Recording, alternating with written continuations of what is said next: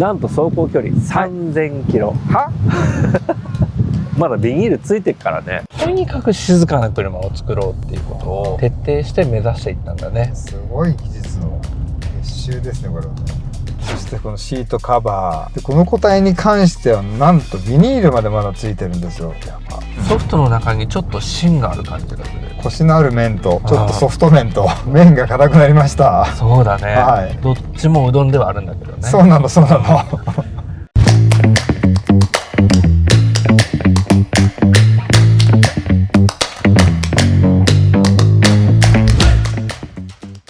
レジェンド&ボーイズ TV のお時間でございます。ご案内役の司とプロデューサーの上野太郎です。いつもありがとうございます。はい、よろしくお願いいたします。すごいことになっている、なんですか、トヨタ博物館ですかね。本当にボーイズ&ウィールズも大変なことになってきたね。古いクラウンは1回出たけれども、平成といや昭和かも、その時代のクラウンがとうとう登場です。はい、日本人としても私たちの番組でクラウンを世界に向けてご紹介できるっていうのは、とっても嬉しいし、やっぱり誇らしい気持ちっていうのがあるなと。そう、やっぱり日本人としてはクラウンはもうなくてはならない国民的な高級車でございますよ、いつかはクラウンですからね、ということでまずはどこから行く？古い順に説明させていただきましょうかね。ちなみに全部販売車両です。いつもありがとうございます。ではまずはこちらですね。古い方がこれなのかな？トヨタクラウン 3.0 ロイヤルサルーンでございます。名前がもういい。しかもワンオーナー。年式は1991年で 5.1 万キロ、価格は205万円です。ワンオーナー、すごい車ですよ。じゃあこちら、そちらがトヨタクラウン 2.5 スーパーサルーンエクストラ。こっちはロイヤルサルーン、こっちはスーパーサルーンね。はい、年式は1992年。あれ、つまり、これとこれは一世代差でありながら1個前の世代の最後、そして1個後の世代の最初となります。だいぶ変わったね。で、なんと走行距離3000キロ。はまだビニールついてるからね。そうなんです、3000キロはすごいね。すごい。そして197万円のプライスタグが掲げられていると。新車ですかね、もうほとんど。ほんとそう言ってもいいよ。慣らし運転が終わったかなと。こちらにも同じ世代の車があります。こちらがトヨタクラウン 2.5 スーパーセレクト。1992年のなんと3万キロ、プライスタグは154万円が掲げられています。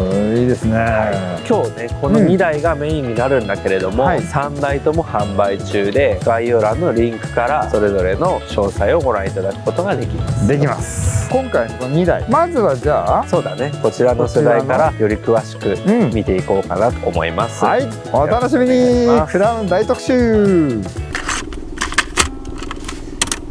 じゃあ太郎君、まずはこちらのクラウンから。はい、8代目のトヨタクラウンになります。S13 シャープ型という型になっておりまして、1987年から1999年まで作られていたクラウンになります。トヨタ創立50周年を記念して作られたクラウンでもあるんだね。最近僕の楽しみで、この当時どんなキャッチコピーが与えられていたかなとよく探してくるよね。満たされて新しいクラウンというキャッチコピーのもと、堂々たる登場を果たしました。なんか当時っぽいね。いいね。はい。そしてモデルチェンジをしたのがこちらなんだ。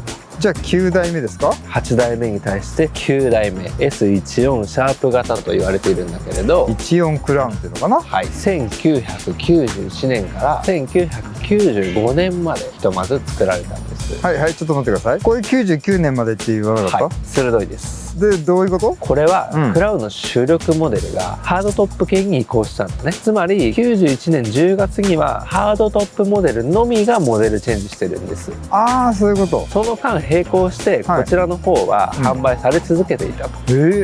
ハードトップとかセダンとかって一緒じゃないの？ハードトップとセダンを呼び分ける時っていうのは、基本的に窓枠を基準にして考えるようです。なるほど。つまりドア開けるとこの窓枠クがない、これのことをハードトップというふうに呼んでいるんだね。つまり9代目にバトンを渡したのは安定した販売を続けられるハードトップのみで、ステーションワゴンと4ドアセダンっていうのは先代の GS そして JZS130 系モデルをフェイスリフトして継続して販売されていたということになるんです。あったな、ステーションワゴンの時代。そうそうそう、素晴らしい、大好きです。8代目と9代目のお話でございました。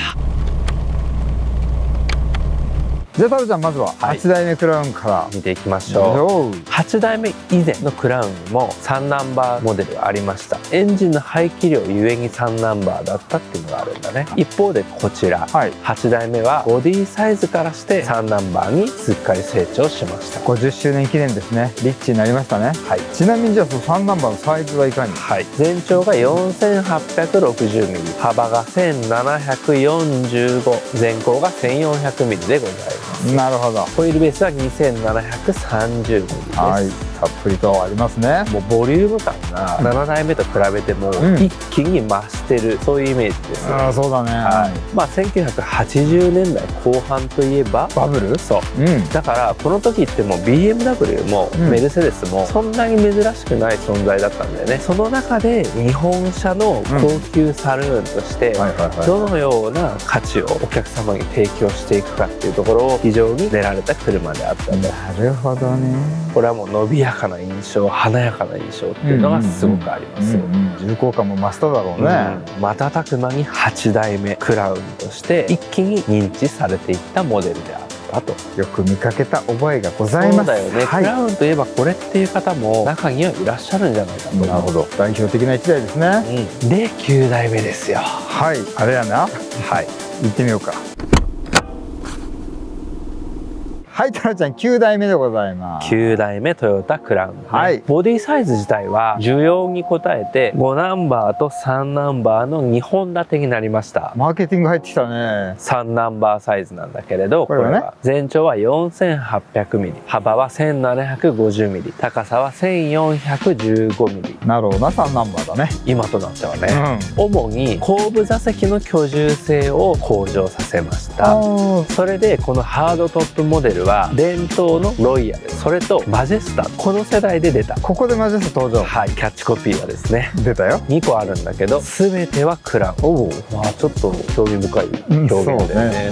なんかでも当時っぽい想像力を買う人に持たせる感じが。もう一つが、新しいクラウンが動き出す、あの人が乗っている。すごいね。これは1993年に大幅なマイナーチェンジを受けた時に与えられたキャッチコピーであった。なるほど。この世代までマジェスタは別なんだけれども、ペリメータフレームっていうのを初代から一貫して使ってるんだけれど、ラダーフレームとかと違って、この車の下のフレームのところで、その中に構造材が入っていない枠みたいなフレームのことをペリメータフレームっていうふうに言うんですね。でもちろんそれメリットはあるんだけれど、一般的なモノコックと比べると路面からの衝撃とかを分離するというメリットがある。居住空間が非常に快適になるであろうということで、クラウンが伝統的に採用していたフレームなんだね。わざわざ乗り心地を考慮して。なるほど。歴史っぽさも含まれているよね。素晴らしい。保守的なお客様も多いわけで、そういった方々に向けてこちらも大きく見た目は変わったけれど、伝統は受け継いでいるよという判断のもと採用したんだろうな。8代目とはだいぶ見た目が変わりましたが、これは世間的な評判どうだった？これ本当に賛否両論分かれたようだね。だろうね。だって1個前があっちだからね。それに比べるとそりゃもうこの変化ってすっごく大きなものですよ。変えすぎっていう声が上がったようです。そうでしょうね。でもさ、今の観点で見ると、このクラウンって全部の歴史の中でもちょっと独特なデザインじゃないですか。そう、シャープなの。そう、しかもつるんとしている。そうそうそう。テールランプの位置とか、ナンバープレートの位置とか、まさにあれが今までのクラウンと違うっていう声を招いてしまったんだろうけど、ちょっとあれが新鮮でクリーンなデザインがして好きなんだよね。まあ社長さんから CEO になったって感じだね。ああ、なるほどね。ちょっとモダンだもん。そうなの。いいよなと思うんだよね。まああとこの色だよね。この色めちゃくちゃいい。ブルーのようにもグレーのようにも見えるし、はい、ちょっとシルバーのようにも見えるし、天候によっても見え方が違ってすごい深い色だなと思う。いいと思います。それで案の定というかマイナーチェンジが入りました。歴史を受け継ぐようなデザインに戻っちゃったわけ。なるほど、ね、だからこのデザインって非常に一瞬のものだったんだけれど、そっか、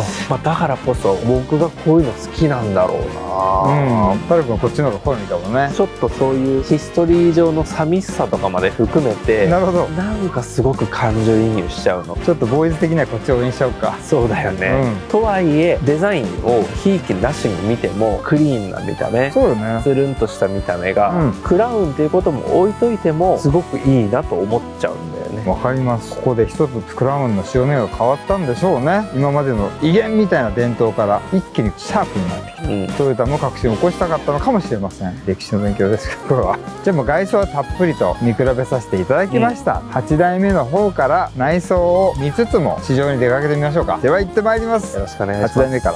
マイコンで最適な温度に自動調整する。マイコン、マイコンいいね。天然ノイズキャウンセリングをね、化してるかのように、ついてるかのような感じがするよね。ささやいても聞こえるレベルだよこれ。2025年の今乗っても全くもって快適で、全くもって濃厚で。はい、まず8代目クラウンです。乗っています。そうだね、僕まずね最高なのがねデジタルメーター。そうだね、世界初デュアルビジョンメーターっていうやり方をしていたんだね。その当時の先進技術でいうとセンサーで室内温度を常に監視していたと。マイコンで最適な温度に自動調整する。マイコンいいね。そしてさ、この猫の手のようなシフト、これもさ当時なんかちょっとねいかにも日本車っぽいなーって思ってたんだけど、今見るといいし、これ物理的にも握りいいんだろうね。いや、いいですよ。そしてこのスイッチの多さとかさ、お家の豪華なカセットデッキをそのまま車に埋め込んだ感じ、とっても華やかなバブリーな感じがしますよね。そして外してはならないのがこのレースのシートカバー。撮ってましたねこれ。いいね、漏れなくモケットですね。みんな大好きなモケットシート。そしてこの色のついたダッシュボードっていうのも逆に珍しく感じるというか、当時この茶色いダッシュボードって多かったよね。確かにそう言われればそうかも。このオーバードライブスイッチとかこういうのもまたね懐かしい。ステアリングの上にもボタン一つなくってね、日本スポークの細いデザイン、これも美しいしナビもない。当たり前だけどバックカメラもございませんから、だからバックするときはこうやって、そうだね、そういうのにこうキュンとする方もいらっしゃったと。これも当時ならではの思い出だよね。そうですね。ここに一つだけクルーズコントローラーだけついてます。本当だ、これ面白いね。あ、デュアルメーター切り替わりました。これがデュアルビジョンメーターって、はい、先進感があるね。今最近のアウディになってさ、メーターの中にマップが出ても随分慣れてきたような感じするんだけど、これがニュー画面切り替わるって逆にワクワクするよね。当時としては最先端ですから。じゃあ乗った感じがどんなのか、はい、気になります。乗ってみましょう。行きましょうかね。はい、ブレーキをリリースして、そうレバーでね、そして D、 おおギュッと沈むね。これいいね。ゆっくりと走り出します。おお、ちょっとしか踏んでないけどすごい出ちゃった。そしてこのフロントがうんと上がって車の後部がギュッと沈む感じっていうのが新鮮だよね。この当時の FR 車って感じ見たら本当みんな沈んでたよね。そうだね、そしてこの独特な足の柔らかさとかもだろうね。3リッターエンジン結構余裕あるんじゃないですか。そうだね、フラッグシップ用エンジンだね。トランスミッションは電子制御式の4速オートマティック、はい、パフォーマンスロッドつけたりとかサスペンションの取り付け部を強くしたりなんかして走りの質感とか安定感を高めることを努力したみたいだね。そして忘れちゃならんのがこの静けさ。確かに、なんなら声がさ車内で響いてるぐらいすごく静かなんだよね。天然ノイズキャウンセリングをね化してるかのように、ついてるかのような感じがするよね。ささやいても聞こえるレベルだよこれ。これは実は全体の振動計をまずモデル化しましたと。モデル化した有限要素法による構造解析とか実写テストを念入りに行ったと当時の資料には書いているね。とにかく静かな車を作ろうっていうことを徹底して目指していったんだね。すごい技術の結集ですねこれはね。ペリメーターフレーム。これがなんか確かに気のせいじゃないと思うんだけど、車の下に対して上側が浮遊しているというか、別のレイヤーにあるような感じがするよね。